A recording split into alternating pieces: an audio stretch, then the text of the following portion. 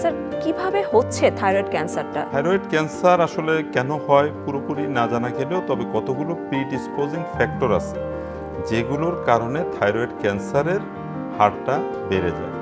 তার মধ্যে 1 নাম্বার, যদি কোনো রোগী বা কোনো মানুষ আয়োনাইজিং রেডিয়েশন এক্সপোজার হয়। নর্মাল যে আমরা এক্সরে বা সিটি স্ক্যান করি এই রেডিয়েশন না, যেটা রেডিওথেরাপি আমরা দেই, ওই রেডিওথেরাপি কোনো কারণে যদি তার শরীরে বা তার হেডনেক রিজনে অন্য কোনো রোগের কারণে দেওয়া হয় তাহলে এটা তাকে ক্যান্সারের ঝুঁকি বাড়াবে।